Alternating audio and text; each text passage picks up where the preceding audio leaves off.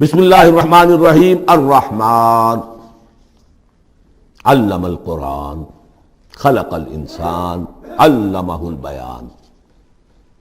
رحمان، اور یہ اللہ کا وہ نام ہے جو رحمت کے مادے سے، لیکن خاص شان اس کی یہ ہے کہ جس میں ایک طوفانی کیفیت ہے اللہ کی رحمت، ٹھاٹھے مارتے ہوئے سمندر کی طرح۔ غضبان ہم پڑھ چکے ہیں 2 دفعہ، نہایت غضبناک، حضرت موسیٰ کے لیے لفظ آیا غضبان آصفہ۔ تو عرب کہے گا اگر بھوک سے مر رہا ہے انا جوعان، پیاس سے مر رہا ہے انا عطشان، تو رحمان کے وزن پر بہت مبالغہ ہوتا ہے، اور اس میں ایک شان ہوتی ہے جیسے کہ طوفانی شان، طوفان وہ بھی اسی میں ہے۔ الرحمن وہ ہستی کہ جس کی رحمت ٹھاٹھے مارتے سمندر کے مانند ہے۔ علم القرآن، اس نے قرآن سکھایا ہے۔ یعنی یہ کہ قرآن مجید کی عظمت کا تصور کرو، یہ اللہ کی رحمانیت کا مظہر عتم ہے، اس کی رحمت کی سب سے بڑی شان، اس کا مظہر عتم جو ہے وہ قرآن ہے۔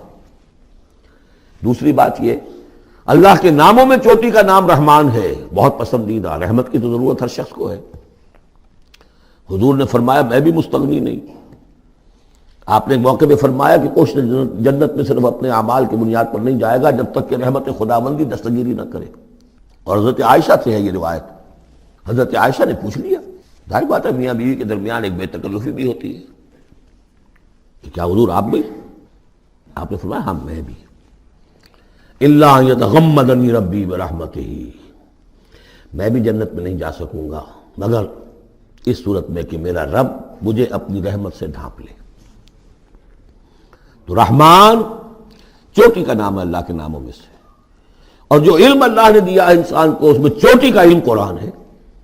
ایک علم وہ ہے ریویلڈ نالج جس کی چوٹی یہ ہے، ایک علم ہے ایکوائرڈ نالج، رفتہ رفتہ انسان جا رہا ہے، لیکن سب سے اونچا علم، سب سے بڑا علم خلق الانسان، اسی نے انسان کو بنایا، اور اس کی کریشن کا کلائمیکس انسان ہے، تخلیق کی معراج انسان ہے۔ خلقتہ بیدیہ، اپنے دونوں ہاتھوں سے بنایا ہے، جس میں عالم امر اور عالم خلق جمع ہو گئے۔ اس سے آگے علمہ البیان، جو صلاحیتیں انسان کو دی ہیں ان میں چوٹی کی صلاحیت جو ہے بیان ہے۔ انسان کو کہا گیا حیوان ناطق، نطق، قوت بیان۔ اور یہ بات ہمیں معلوم ہے کہ یہ جو انسان کا جو برین ہے، ظاہر بات ہے گوریلاز میں بھی ہے، چمپینزیز میں بھی ہے، اور بھی حیوانات کے اندر بھی ہے، گھوڑے کا بھی برین ہے، لیکن یہ برین جیسے جیسے رفتہ رفتہ لوور اینیمل سے اوپر آپ آ کر دیکھتے ہیں، ہائیسٹ انسان کے اندر آ کر اس کا جو گرے میٹر ہے، وہ جو ہائیسٹ ایوالوڈ فارم ہے، اس میں مختلف ایریاز ہیں۔ یہ ویژن کا ایریا ہے، آنکھ سے جو انفارمیشن جا رہی ہے وہ پھر ڈیسائفر ہوتی ہے گرے میٹر کے اس پچھلے حصے کے اندر، ہیئرنگ ایریا ہے۔ لیکن سب سے بڑا رقبہ جو ہے وہ ہے اسپیچ سینٹر، اور اس کے 2 حصے ہیں، دوسرے کی بات سننا اور سمجھنا، پھر اپنی بات کہنا۔ یہ 2 ایسپیکٹس ہیں اس کے۔ تو اسپیچ سینٹر، اس میں دونوں چیزیں آ جائیں گی، کلام کا فہم اور پھر کلام کو دوسروں تک پہنچانا۔ تو علمہ البیان، اللہ نے صلاحیتیں تو اور بھی دی انسانوں کو بہت سی، آنکھ بھی دی، کان بھی دیا، لیکن یہ آنکھ اور کان تو حیوانات میں بھی ہے، بلکہ بعض حیوانات کی بصارت ہم سے کہیں زیادہ آگے ہے۔ بعض حیوانات وہ ہیں کہ جنہیں روشنی کی بھی ضرورت نہیں دیکھنے کے لیے، بغیر اندھیرے میں بھی دیکھتے، ہم تو اندھیرے میں نہیں دیکھ سکتے۔ اس طرح کان، گھوڑے کا کان جو ہے اس کے کان کھڑے ہو جاتے ہیں اینٹنا کی طرح سے، اگر کہیں سے آہٹ ہو، جب یہ اپنے گھوڑ سوار نے کچھ نہیں دیکھا تو نہ سنا ہے، لیکن ذرا سی آہٹ کہیں کہ گھوڑے نے سن لی۔ اس حوالے سے باقی چیزیں جو ہیں ان میں تو یہ کہ علیحدہ علیحدہ گنا جائے گا تو صلاحیتیں باقی شاید انسان سے بہتر بھی دوسرے حیوانات میں ہیں۔ سونگنے کی صلاحیت کتے میں جتنی ہے ہمارے پاس تو 1/100 بھی نہیں۔ حیوانات میں سونگنے کا ایریا جو ہے وہ بہت بڑا ہوتا ہے برین کے اندر، وہ سونگ کر چیزوں کو اندازہ کرتے ہیں کھانے کی ہے کہ نہیں ہے۔ لیکن انسان کے ہاں آ کر ہائیسٹ لیول آف برین میں یہ اسپیچ سینٹر ہے۔ اب یہ جو 4 آیتوں سے 3 جملے بنے، الرحمن آیت 1 ہو گئی لیکن جملہ تو نہیں بنا۔ الرحمن مبتدا ہے، علم القرآن خبر ہے، جملہ اب بنا، تو جملے 3 ہوئے، الرحمن علم القرآن خلق الانسان علمہ البیان۔ اس کو جو ریشو پروپورشن کا قاعدہ ہوتا تھا نسبت و تناسب کا حساب میں ارتھمیٹک میں 3 ویلیوز دی گئی ہیں، چوتھی تلاش کرو۔ چوتھی ویلیو اس میں کیا ہے جو مضمر ہے، چھپی ہوئی ہے؟ انسان کو جو بہترین صلاحیت اللہ نے دی ہے قوت بیان، اس کا مصرف بھی ہونا چاہیے بہترین۔ اس کا بہترین مصرف یہ ہے کہ قرآن سمجھو اور سمجھاؤ، قرآن پڑھو اور پڑھاؤ۔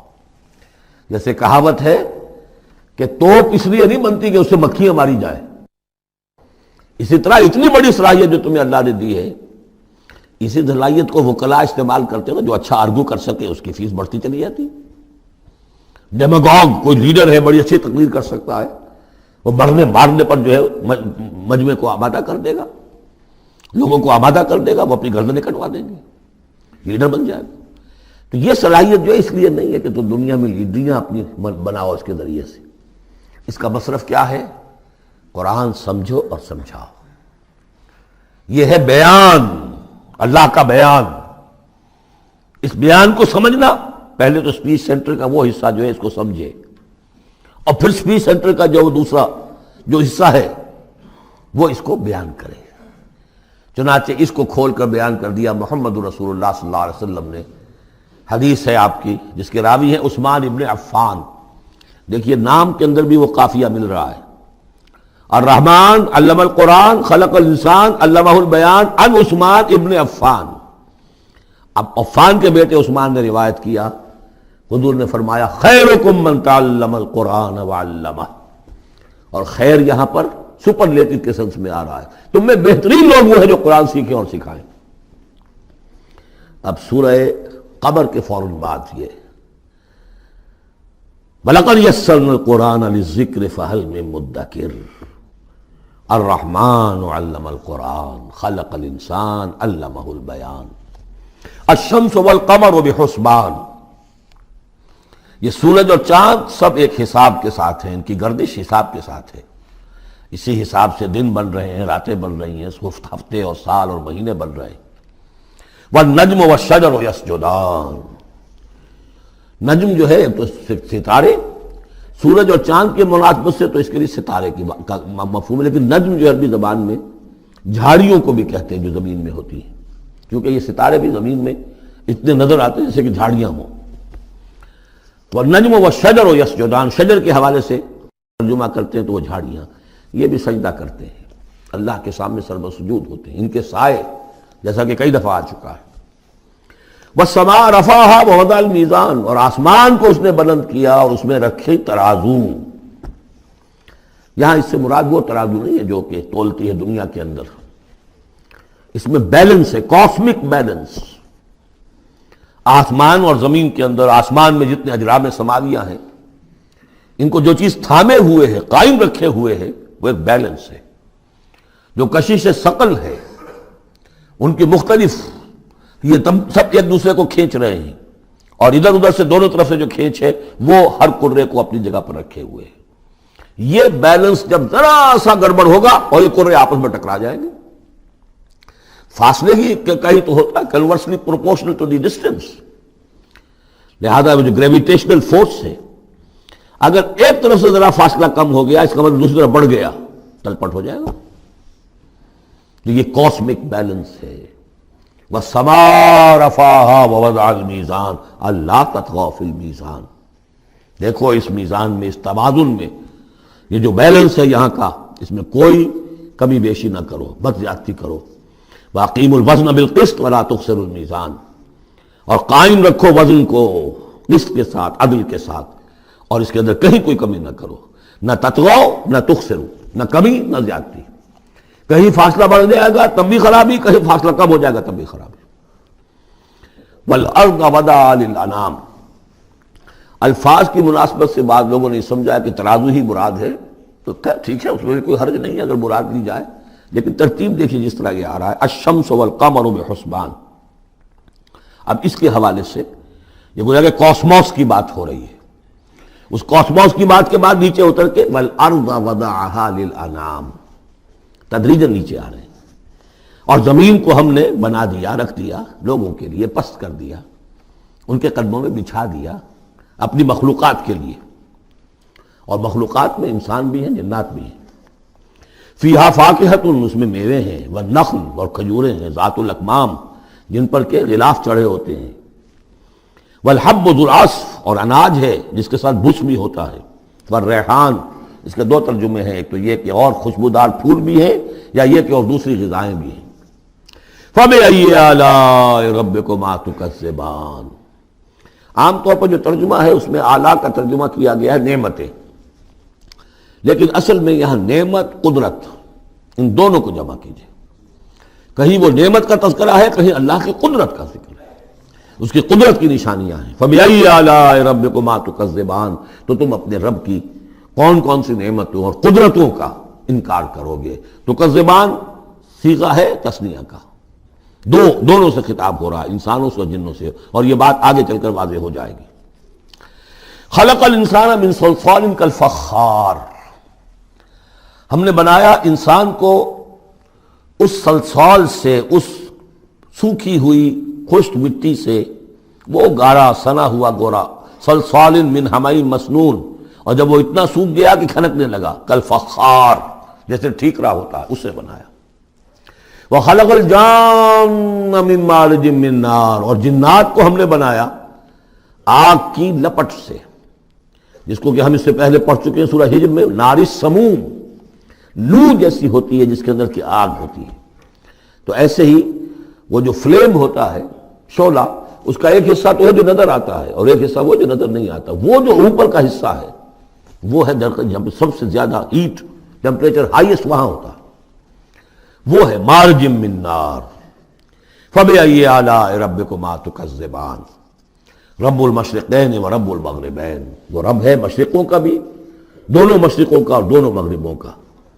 یہ تسنیہ کی جو مناسبت سے یہاں پر مشرقین و مغربین کہا، کہیں مشارق والمغارب ہے، رب المشارق والمغارب، کہیں مشرق و مغرب ہے، اور یہ سب ٹھیک ہے، مشرق و مغرب واحد کی حیثیت سے بھی درست ہے۔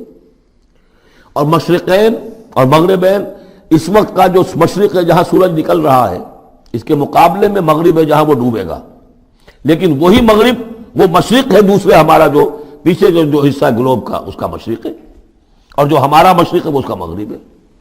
تو دو مشرق دو مغرب۔ پھر یہ کہ ہر نقطہ جو ہے زمین پر وہ مشرق بھی ہے مغرب بھی ہے، کسی نہ کسی وقت وہاں پر سورج جو ہے طلوع ہو رہا ہے، کبھی وہاں پر غروب ہو رہا ہے، تو مشارق والمغارب۔ لیکن یہاں پر تسنیہ کی مناسبت سے رب المشرقین و رب المغربین، دونوں مشرقوں کا رب مالک اور دونوں مغربوں کا۔ فَبِأَيِّ آلَاءِ رَبِّكُمَا تُكَذِّبَانِ، مَرَجَ الْبَحْرَيْنِ يَلْتَقِيَانِ، اس نے چلا دیے دو دریا جو آپس میں ملے ہوئے بھی ہیں، بینہما برزخ لا یبغیان، لیکن ان کے مابین ایک ایسا پردہ حائل ہے کہ وہ ایک دوسرے میں گھستے نہیں ہیں، داخل نہیں ہوتے، اپنی حد کے اندر رہتے ہیں۔ یہ ہے گرم روئیں چلتی ہیں ٹھنڈے پانی کے سمندر میں، یا جیسے کہ کابل پر نظر آتا ہے دو دریا چل رہے ہیں، دریائے سندھ کا پانی علیحدہ نظر آ رہا ہے اور دریائے کابل کا علیحدہ نظر آ رہا ہے، اور یہ اٹک پر نظر آتا ہے، اور کافی دور تک پھر یہ علیحدہ علیحدہ چلتے نظر آتے ہیں۔ فَبِأَيِّ آلَاءِ رَبِّكُمَا تُكَذِّبَانِ يَخْرُجُ مِنْهُمَا اللُّؤْلُؤُ وَالْمَرْجَانُ، اور ان دونوں سے نکلتے ہیں موتی بھی اور مونگے بھی۔ فَبِأَيِّ آلَاءِ رَبِّكُمَا تُكَذِّبَانِ وَلَهُ الْجَوَارِ الْمُنشَآتُ فِي الْبَحْرِ كَالْأَعْلَامِ، اور اس کے لیے ہی ہیں، اللہ ہی کی ملکیت ہے وہ پہاڑ جیسے جہاز، جوار المنشآت، پھر جو اونچے کھڑے رہتے ہیں اور سمندر میں ایسے ہوتے ہیں جیسے پہاڑ۔ پچھلے زمانے میں بھی تو اگرچہ بادبانی ہوتے تھے، جب بادبان کھل جاتے تھے تو بڑی اونچی اونچی جو ہے بادبان ہوتے تھے ان کے، پہاڑ کی طرح، پہاڑی ہیں چھوٹی چھوٹی، اور آج جو کچھ چلتے ہیں بڑے بڑے جہاز، ان کو تو دیکھیں تو واقعی تو وہ پہاڑ ہوتے ہیں سمندر میں۔ فَبِأَيِّ آلَاءِ رَبِّكُمَا تُكَذِّبَانِ كُلُّ مَنْ عَلَيْهَا فَانٍ، اب یہ جو یہاں آئی ہیں اب تک آیات، اللہ کی صنائی، اللہ کی قدرت نوٹ کریں گے جب ہم سورہ واقعہ پڑھیں گے۔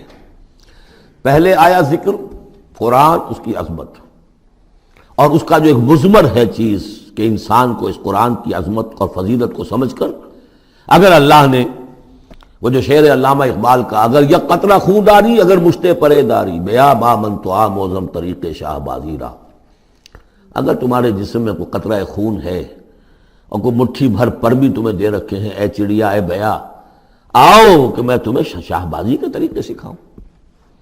اسی طریقے سے اگر تمہیں بولنے کی صلاحیت دی ہے اللہ نے تو اس کا مصرف کیا ہے؟ خیرکم من تعلم القرآن وعلمہ۔ سمجھنے کی صلاحیت دی ہے، قرآن سمجھو۔ بیان کرنے کی صلاحیت دی ہے، بیان کرو قرآن کو۔ پھر یہ کہ اللہ تعالیٰ کی تخلیقی قوت، اس کا تذکرہ ہوا۔ وہاں آپ دیکھیں گے یہ بالکل الٹی یہی ترتیب ہوگی، آخر میں قرآن مجید کی عظمت، اس سے پہلے اللہ کی تخلیقی عظمت، اللہ کے یہی جو اعلیٰ ہے۔ اس کے بعد اب پہلے جہنم والوں کا تذکرہ یہاں ہو رہا ہے، وہاں بعد میں ہوگا۔ فرمایا کل من علیہا فان، جو بھی ہے اس زمین پر جو بھی مخلوقات ہیں سب فنا ہونے والی ہے۔ وَيَبْقَى وَجْهُ رَبِّكَ ذُو الْجَلَالِ وَالْإِكْرَامِ، باقی تو رہے گا صرف تیرے رب کا منہ، تیرے رب کا چہرہ، تو بہت بزرگی والا ہے اور بہت عظمت والا ہے۔ اب یہ کہ اللہ کا چہرہ ہم کیا اس کو نہیں سمجھ سکتے، آیات متشابہات میں سے ہوگا۔ جو اس کا مفہوم سمجھیں گے وہ یہ ہے اللہ کی ذات باقی،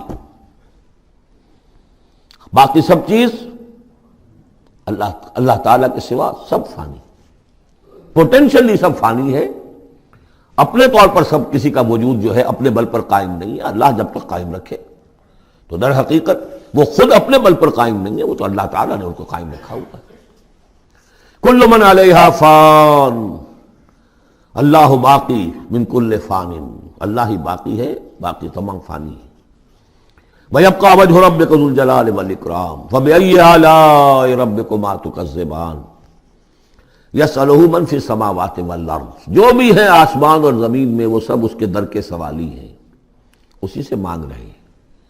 وجود بھی ملا ہے اسی سے، حیات کسی کے پاس ہے دی ہوئی ہے اسی کی، کوئی صلاحیت ہے تو دی ہوئی ہے اسی کی، کوئی ذہانت ہے تو دی ہوئی ہے اسی کی، روز کا رزق جو آ رہا ہے اسی کا عطا کرنا، ہر ایک سائل ہے۔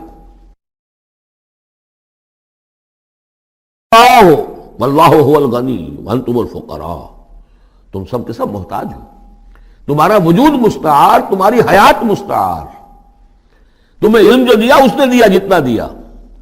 فلا یحیطون بشیء من علمہ الا بما شاء، تو تمہاری کیفیت یہ ہے۔ یسألہ من فی السماوات والارض، اسی سے مانگتا ہے جو بھی ہے آسمانوں میں اور زمین میں۔ کل یوم ہوا فی شان، وہ ہر دن ایک شغل میں ہے، اس کی ایک مصروفیت ہے۔ یا میرے نزدیک اشارہ ہے اسی بات کی طرف، یدبر الامر من السماء الى الارض ثم یعرج الیہ فی یوم کان مقدارہ الف سنۃ مما تعدون۔ تدبیر امر ہے، ایک دن کی تدبیر وہ کرتا ہے، کیا کچھ حاضر وہ ایک دن اس کا 1000 سال کا ہے، اس میں کیا کیا ہونا ہے، کس طرح سے ہونا ہے، پھر وہ احکام کی تنفیذ ہوتی ہے، پھر اس کی رپورٹ ہے، اس کو واپس جاتی ہے۔ تو کل یوم ہوا فی شان، وہ کوئی ایک یوں سمجھیے کہ کوئی اسٹیٹک کوئی حقیقت نہیں ہے، خود اس کی مصروفیات، کل یوم ہوا فی شان، نئی شان کے ساتھ اس کا ظہور ہوتا ہے۔ کل یوم ہوا فی شان فبأی آلاء ربکما تکذبان سنفرغ لکم ایھا الثقلان۔ اب یہاں پر کھل کر بات کی کہ یہ تکذبان کیوں کہا جا رہا ہے۔ ہم جلد ہی فارغ ہو جائیں گے تمہارے لیے، اے دو بھاری قافلوں، اے انسانوں کا قافلہ اور اے جنات کے قافلے۔ ابھی جو ہے اس کائنات کو ہم نے چلایا ہوا ہے، ابھی مہلتیں ہم نے دے رکھی ہیں، وقت مقرر کیا ہوا ہے، اجل مسمى ہے اس کائنات کی بھی اور ہر قوم کی بھی۔ لکل امت اجل، ہر امت کے لیے بھی ایک اجل ہے، ہر ایک فرد کی اجل ہے، وہ سب ہے، لیکن عنقریب ہم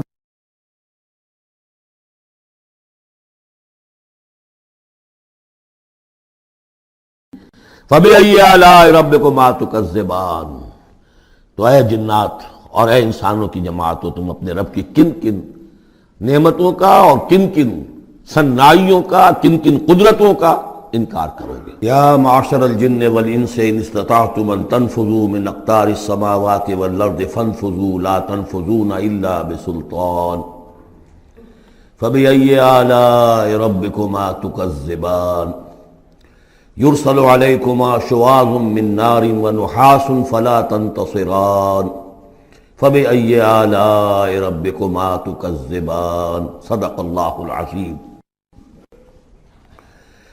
چونکہ اس سے پہلے آیت آ چکی ہے سنفرغ لکم ایھا الثقلان، دو بھاری قافلے جو ہیں اللہ تعالیٰ کی مخلوقات میں سے، ایک قافلہ انسانیت اور ایک قافلہ جو جنوں پر مشتمل ہے۔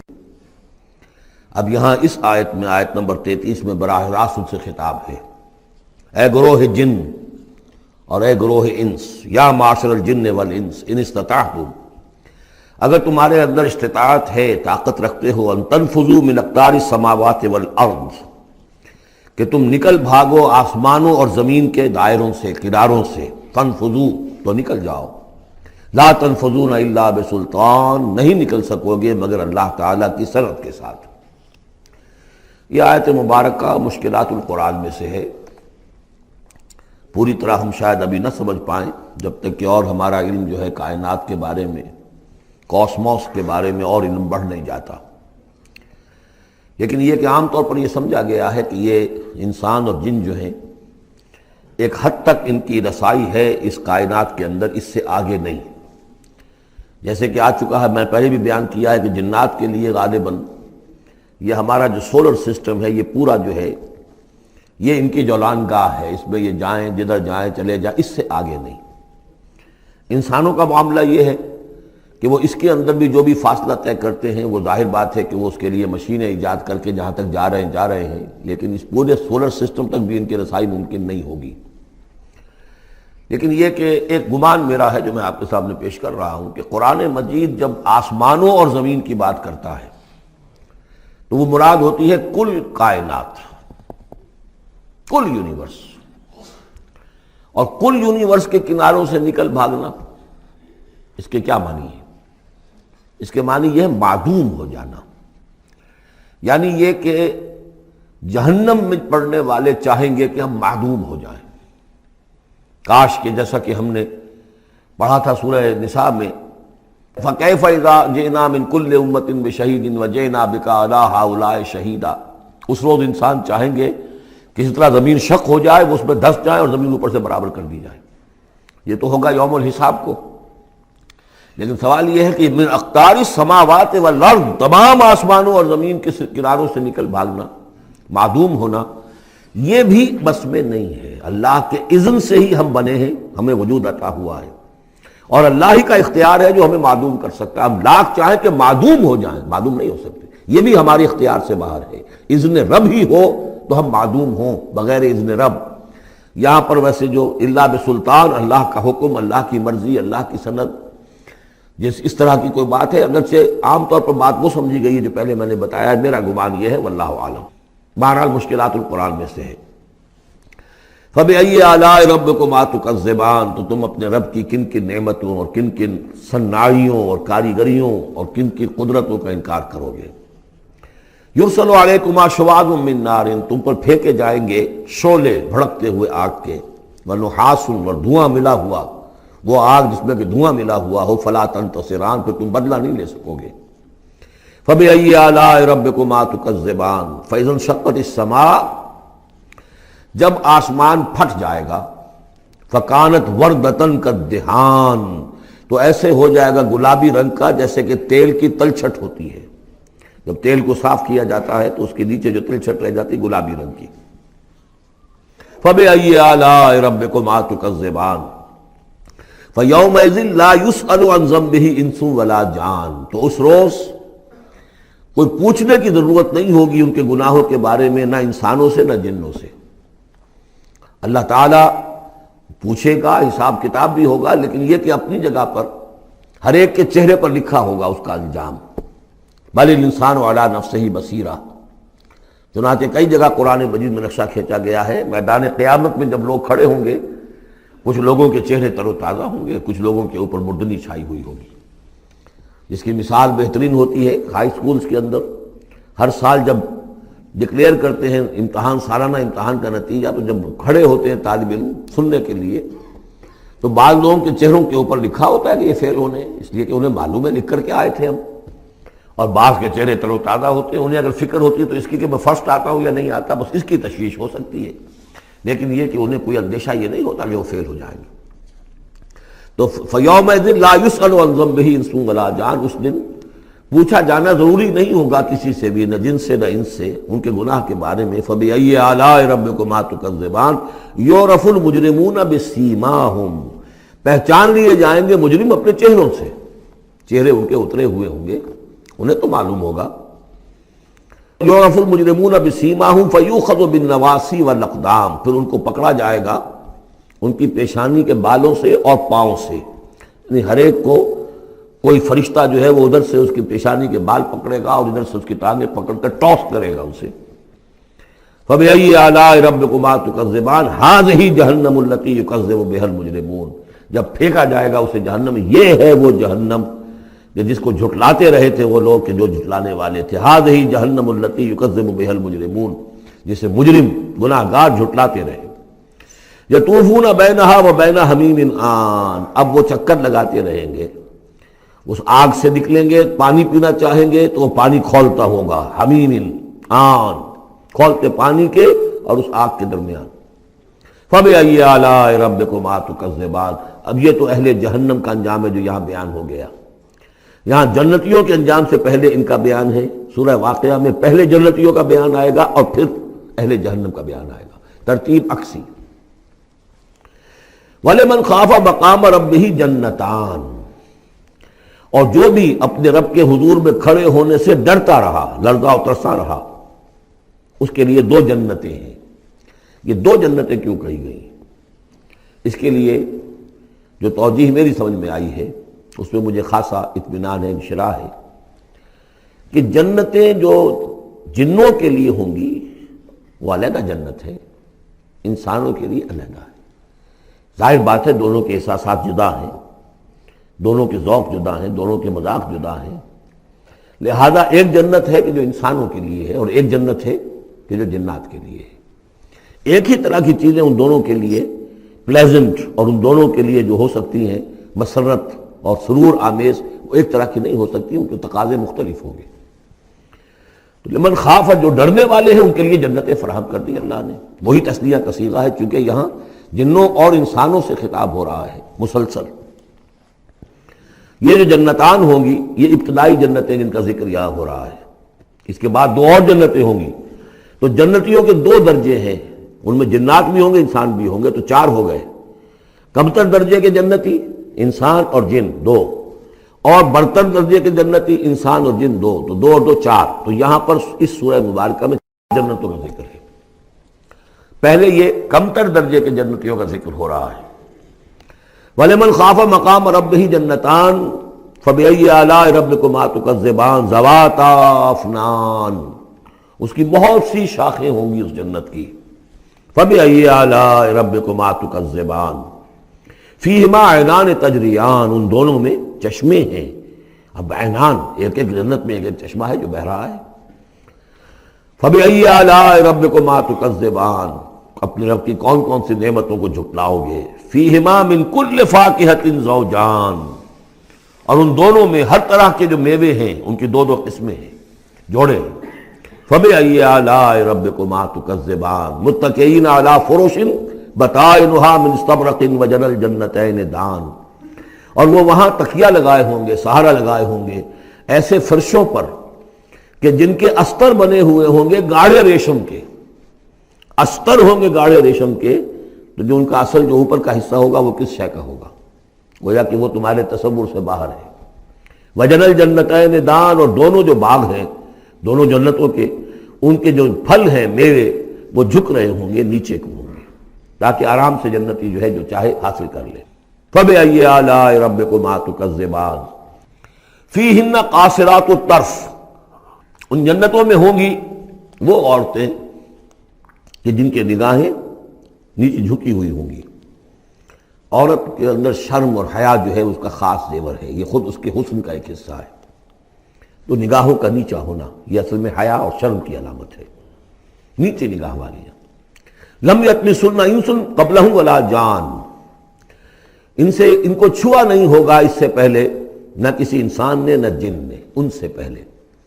یعنی ظاہر بات ہے کہ جو جنوں کی جنت ہے اس میں ان کی مناسبت سے ان کے لیے بیویاں ہوں گی، اور جو مردوں کی انسانوں کی جنت ہے ان کے لیے ان کی مناسبت سے ہوں گی، اور وہ جو ہوں گی جو جنت جو جنات کی ہے ان میں جو بھی ان کے لیے ہوں گی ان کی بیویاں انہیں بھی کسی جن نے پہلے چھوا نہیں ہوگا، اور اسی طرح انسانوں کے لیے جو جنت ہوگی اس میں جو ان کی بیویاں دی جائیں گی ان کو کسی انسان نے پہلے نہیں چھوا ہوگا۔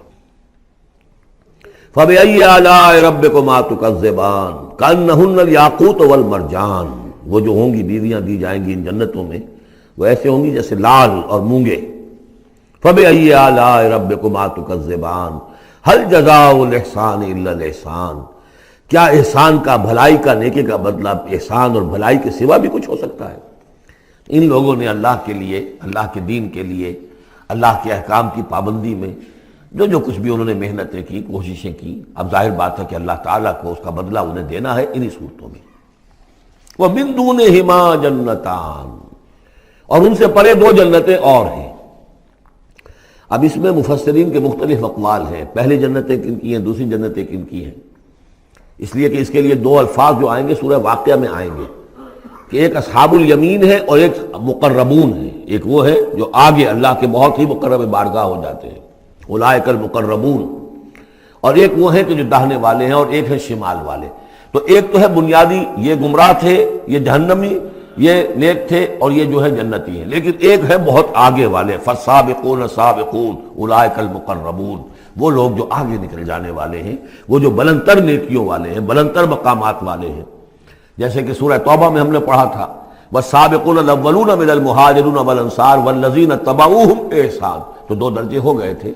تو اس طرح یہاں پر جو میرے نزدیک پہلی جنتوں کا تذکرہ جو ہے وہ در حقیقت ہے جو کم تر جنتی ہیں، اصحاب الیمین، اور اب جو تذکرہ ہو رہا ہے وہ ہے جنت ان کی کہ جو مقربین بارگاہ ہیں، سابقین۔ وَمِن دُونِهِمَا جَنَّتَانِ، اور ان دونوں کو پرے اور دو جنتیں ہوں گی۔ فَبِأَيِّ آلَاءِ رَبِّكُمَا تُكَذِّبَانِ، یہ بھی دو ہوں گی، ایک جنات کے لیے اور ایک انسانوں کے لیے۔ مُدْحَامَّتَانِ، بڑے گہرے سبز رنگ کی جنتیں ہوں گی، سبز کاہی جسے ہمارے ہاں کہا جاتا ہے، گہرا سبز، سیاہی مائل سبز، اتنی گہرا سبز ہو کہ سیاہی مائل ہو جائے۔ یہ میں ابھی عرض کروں گا، اس کی ایک خاص پس منظر ہے۔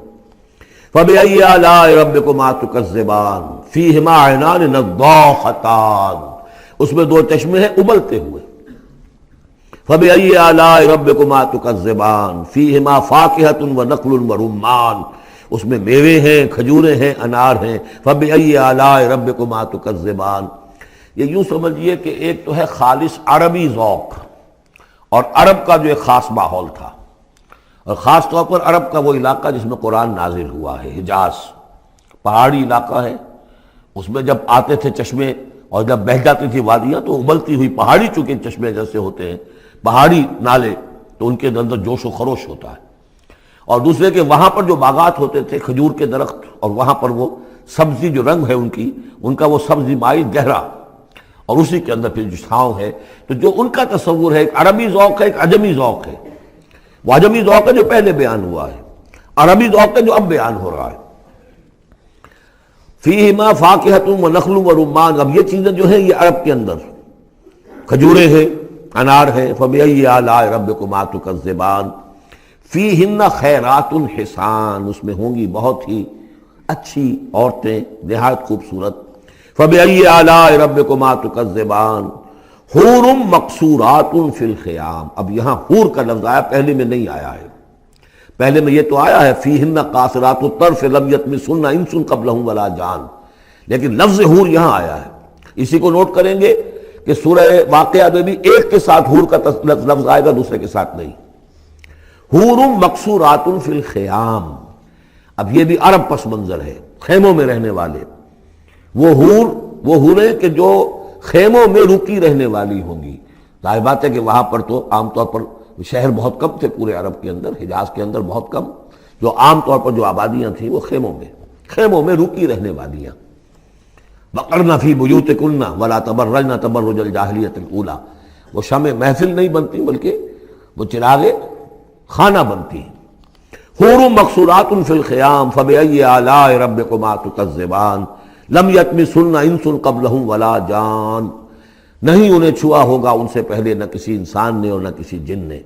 یہ ان دونوں کے میرے نزدیک علیحدہ علیحدہ، جنات کی جو جنت ہے اس میں جو ان کے لیے عورتیں اور بیویاں فراہم کی جائیں گی انہیں کسی جن نے نہیں چھوا ہوگا ان سے پہلے، اور جو انسانوں کے لیے جنت ہوگی وہاں جو انہیں بیویاں دی جائیں گی اور حوریں دی جائیں گی انہیں کسی انسان نے نہیں چھوا ہوگا۔ فَبِأَيِّ آلَاءِ رَبِّكُمَا تُكَذِّبَانِ مُتَّكِئِينَ عَلَىٰ رَفْرَفٍ خُضْرٍ وَعَبْقَرِيٍّ حِسَانٍ، وہ تکیہ لگائے بیٹھے ہوئے ہوں گے سب مسندوں پر اور بڑے قیمتی نفیس بچھونوں پر۔ فَبِأَيِّ آلَاءِ رَبِّكُمَا تُكَذِّبَانِ تَبَارَكَ اسْمُ رَبِّكَ ذِي الْجَلَالِ وَالْإِكْرَامِ، بہت بابرکت ہے نام تیرے رب کا جو بہت ذی الجلال بڑائی والا ہے اور اکرام عظمت والا ہے۔ جدوں کافر اسی پچ ہو گیا پھر تسبیح مصلا کی کرنا، اساں ظاہر نو رب منیا اے باطن دا اللہ کی کرنا، اساں ظاہر نو رب منیا اے باطن